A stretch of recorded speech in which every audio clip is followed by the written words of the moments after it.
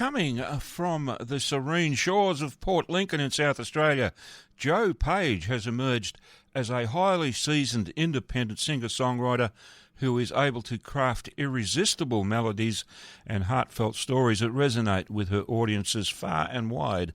From singing in the bath at the tender age of 2 to grooving along to tunes on TV, Joe's innate connection to music was evident from the start. It wasn't long before she discovered the transformative power of music, igniting a passionate desire to pursue it as a career.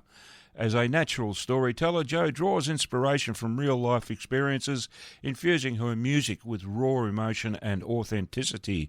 There can be no doubt that Jo has left an indelible mark on Australian country music with her soulful voice and unwavering passion.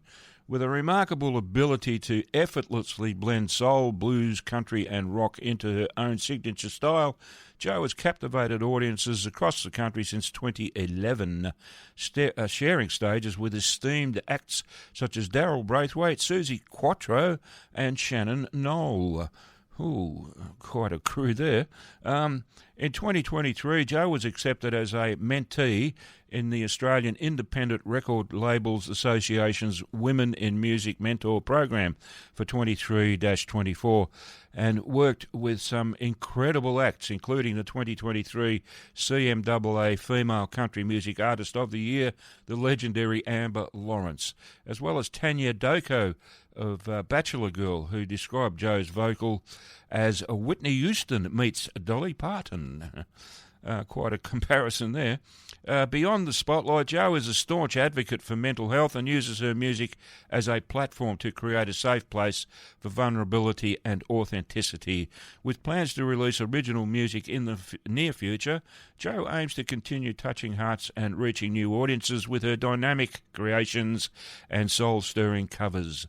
Armed with big dreams and an abundance of fervour, Jo will embark on a journey to positively impact the world and connect with kindred spirits through her music to change lives in the same way that music has saved hers. I'm truly delighted to have Jo standing by on the phone, waiting very patiently to have a chat with me. So let's bring her on air right now without any further delay. Hello, Jo. How are you? I'm awesome. How are you, Harry? I'm awesome too. all the more awesome for having you on the show. And welcome to the Country Club. Thank you. That was quite an introduction. Oh, I'm famous for my introductions worldwide. You just Brilliant. ask anyone, and they'll tell you who's Harry too. But anyway, look, it's great to have you on the show, and this is our first phone conversation. I hope it won't be the last. But look, for now, just tell us the story behind this great song that I just played before of yours, "When We Knew Nothing." What a great song! Thank you. Did you write that yourself, or was it a co-write? I did. No, it wasn't a co-write. This is my first single that I released that isn't a co-write. Okay. So yeah, I felt a bit nervous because it's all me, but I'm really happy with how it came out. Okay. What was the inspiration to write it?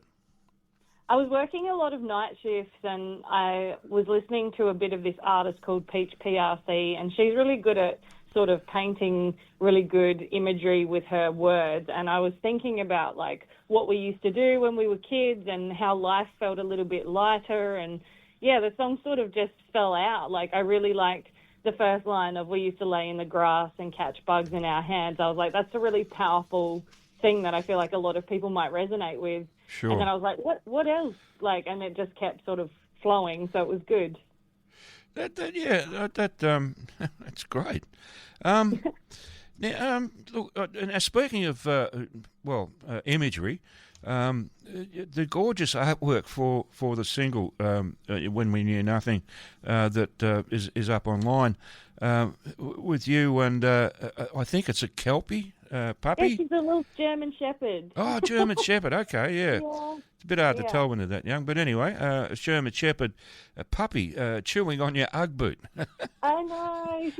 That was my first dog. Her name was Kelsey, and yeah, I just love that picture. It really is just like there's so much joy in that picture. Yeah. It truly captures the vibe of the song, I felt, and obviously it's a little picture of me, so yeah, it was nice to incorporate that as part of the song. It's a good choice. It's a really touching photo. Especially with I love dogs, so anything with a dog in it works for me. Especially a cute little puppy like that one. I know. She was beautiful. She lived to be about 16. Like, she did really well. Okay. Love Kelsey. Yeah. That's not bad. It's a pity they don't last any longer than that, really. I know, but they play such a vital role in the seasons of our life. Yeah. They do. Yes, I know. We've had a few over the years, and it's always a joy to have them in our lives, Absolutely. Okay, so it sounds like a stupid question, but anyway, I'll ask it anyway. Where can people buy your music? Oh, so at the moment I don't have like an EP or an album out, so it's just up on streaming platforms. Okay. But all of them, and I think you can purchase it on Apple Music if you want to buy. But at the moment, there's no like individual ways to like purchase it in person, sort of thing. Okay. Is there any plan? Yeah, go on, sorry. Yeah, I was going to say there will be. I was just about to ask you, are there any plans to change that? So, there you go. You've answered that already. And my next question is written down here. Is there an album or EP in the works there? Yes, I can absolutely tell you there is an album or an EP in the works. Excellent. Good to know. Yeah. Now, one of the things that really caught my interest in the bio that I read out prior to the interview, you're an advocate for mental health. Yeah. So tell us that story. Paint us that picture. How did that come about? Harry, I used to work in radio a bit like yourself. Okay. It was commercial radio, and I worked in it for 6 years, and we used to plug a lot of local community events. Okay. And there was this organisation called Mentally Fit EP, and they used to deliver programs and services throughout our region, which is quite broad, like it's a large region. Mm-hmm. There was a time when I left radio where I was sort of like, well, what am I going to do next? And I sort of fell into basically helping deliver the programs and services that I'd always talked about and plugged on air. And it was really nice to get involved and get my hands dirty, so to speak, and do the work rather than just talking about it. Sure.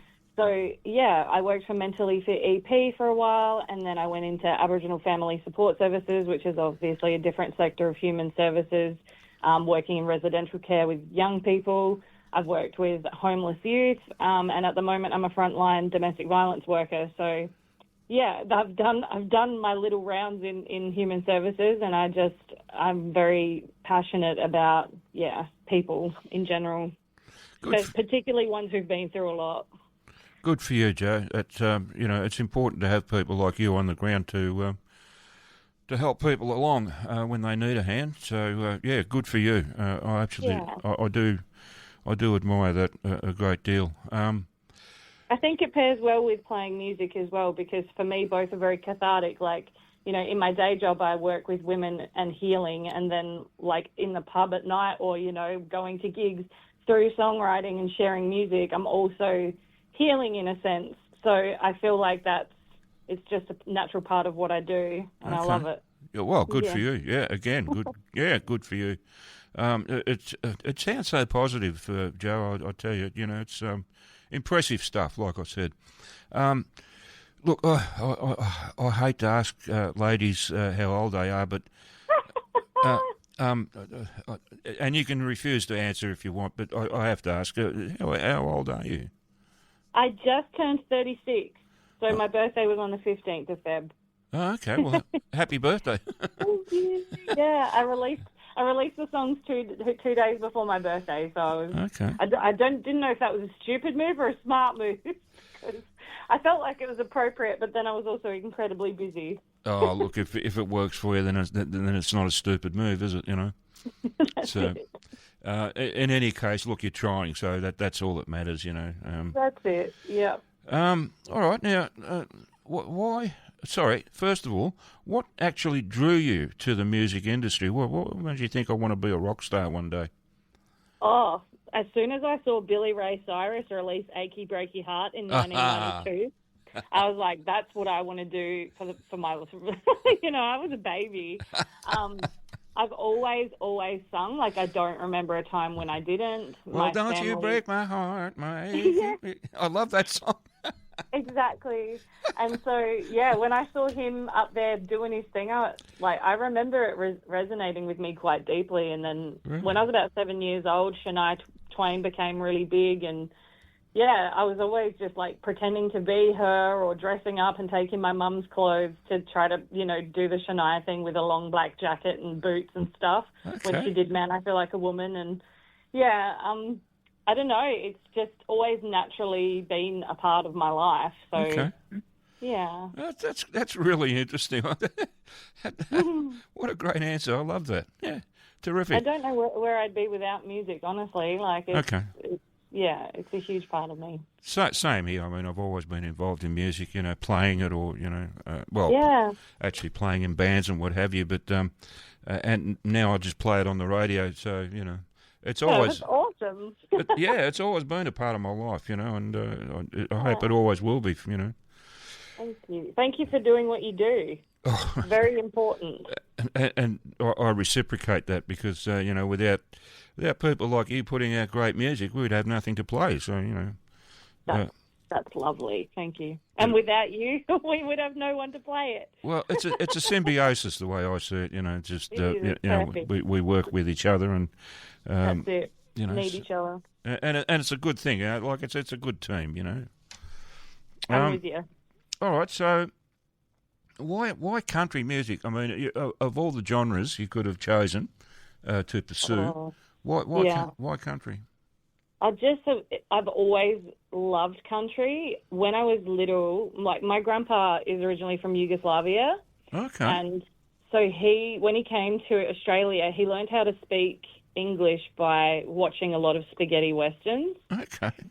And so he always loved Clint Eastwood, and I remember cowboy movies always being a huge part of my upbringing. And then he loved Johnny Cash, and, naturally it was always there in the background. Okay. I didn't start loving country myself until probably 13. We had Austar, and that's a very fortunate thing, back in the day to have pay TV.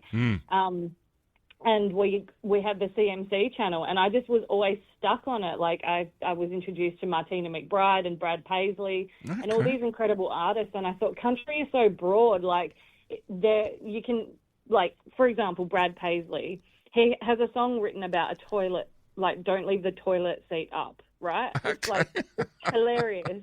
But then he also has written like gut-wrenching songs like Whiskey Lullaby. And I was like, country is so incredible. Like it makes people laugh. They can make them cry, you dance, you feel something. It's such an incredible way of storytelling, and I just fell in love with it from a very young age, and I've always stuck with it. Have you ever heard Redback on the Toilet Seat? No, who does that one? Off the top of my head, I can't remember, but it's Slim Newton, I think, or someone like that. But it's a really, really old Australian country song. Wow. I'll have to check it out. Yeah, check it out. It's on YouTube. You can have a look. And there's also a sequel.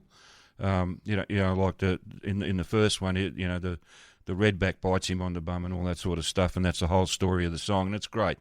I have to listen. That sounds fantastic. But it went so well that he brought out a sequel where he got even with the spider. Oh, wow. That's hilarious. It really is good. It's I recommend it to anyone. But, it's in that vein. And I'm a huge fan of Brad Paisley's. I've got so much of his stuff in my playlist. Mostly his instrumentals because he's such a great guitar player. I know. How wild is Time Warp? And I love the song he wrote called Clint Eastwood as well. It's just, Eastwood. Yeah, that's one of my favourite instrumentals. It's fantastic. Yeah, I play that a lot. And you got Clint Eastwood doing a voiceover at the end of it, which is... I know. How good. It's a great touch, Yeah. All right, look, I have to sign off, Jo. It's been such a pleasure talking to you. Thanks for having me. Oh, you're welcome. You're welcome. And I do appreciate so much you taking the time to have this chat with me on your Sunday afternoon. Thanks. And like I said earlier, I hope it's not the last time that we're able to do this. Yeah. I wish you all the best. I will consider anything you want. I'll send you. What I'll do, I'll send you a mail address here at the studio. And, and when you bring out your EP or your album or whatever, if you could just shoot me a CD, please. Yeah, of course. Okay, all right. Well, I would love that. yeah, no, I would too, because I've only got the one song of yours in my playlist. I need more. There's one more out at the moment. It's called Fire in His Eyes, and I dropped it in November. So I'm not sure if it's somewhere in the... But you might like it because it's very outlaw. Oh, okay. All right, that's interesting. All right, look, I'll hunt that down and I'll check it out. Absolutely. Thanks, Harry. Awesome. Thank you. And thank you again for taking the time to do this. Thank you for having me. I feel very privileged. You're more than welcome. I'm all about supporting good Aussie talent. You tick that box nicely, so there you go. Thank you. Thanks. All right, Joe, have a good day, and hopefully we'll talk to you again. You too. Enjoy the rest of your weekend. I will, and a happy Easter. Oh, yes, true. The countdown is on. Yes, okay. All right, see you later. See you. Bye. Bye-bye.